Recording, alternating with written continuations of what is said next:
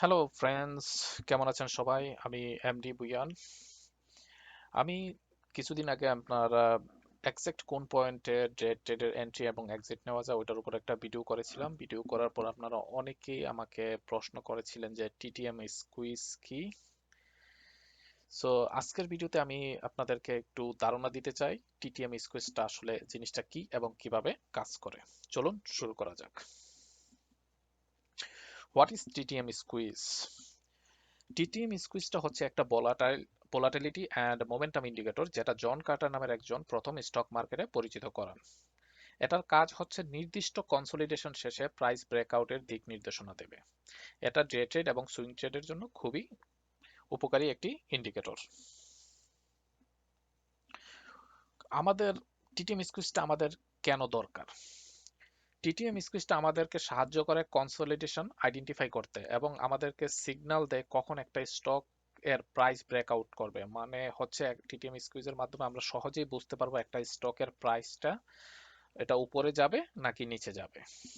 এখন আপনাদের অনেকের মনে প্রশ্ন থাকতে পারে, আপনার কনসলিডেশনটা কি? একটা স্টকের কনসলিডেশন হচ্ছে একটা স্টকের প্রাইস বেশি বাড়তেছে না, আবার কমতেছেও না। এটা একটা নির্দিষ্ট রেঞ্জের মধ্যে ওঠানামা করে। যদি আপনারা এই পিকচার একটু লক্ষ্য করেন, এখানে দেখেন প্রাইসটা বেশি উঠেও নাই, আবার প্রাইসটা বেশি নিচে নামেও না, একটা নির্দিষ্ট রেঞ্জের মধ্যে ছিল। এই কারণে এটা হচ্ছে আপনার একটা কনসলিডেশন। চলুন দেখা যাক একটা স্টক চার্টে কিভাবে টিটিএম স্কুইজ কাজ করে। আপনার এই চার্টটা হচ্ছে আপনার টেসলা ডেইলি চার্ট। এই ডেইলি চার্টে টিটিএম স্কুইজটা কিভাবে কাজ করেছে আমি ওইটা আপনাদেরকে এখন এক্সপ্লেন করব। প্রথমেই দেখেন এখানে আপনার এই যে গ্রিন ডট গুলা দেখছেন, এই গ্রিন ডট গুলা বোঝাচ্ছে যে টিটিএম স্কুইজ হচ্ছে। স্কুইজ হয়ে এখানে আপনার এটা এভাবে এখানে এই বাড়ছে, স্টক প্রাইসটা এখানেও বাড়ছে, তারপর স্টক প্রাইসটা এখানে নেমে গেছে, এখানেও নেমে গেছে। তারপরে আপনি একটা জিনিস লক্ষ্য করবেন, এই প্রাইসটা আপনার এই স্টকের টেসলার প্রাইসটা একটা নির্দিষ্ট রেঞ্জের মধ্যে ছিল। আপনি যদি একটু লক্ষ্য করেন,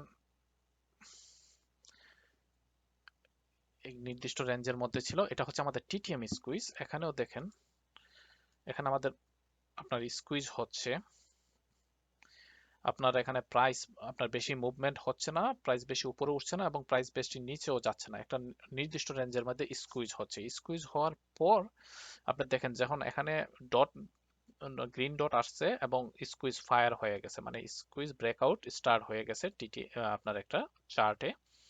এই তো দেখুন আপনার স্কুইজ এখান থেকে স্টার্ট হয়ে গেছে, স্টার্ট হয়ে এই পর্যন্ত আসছে।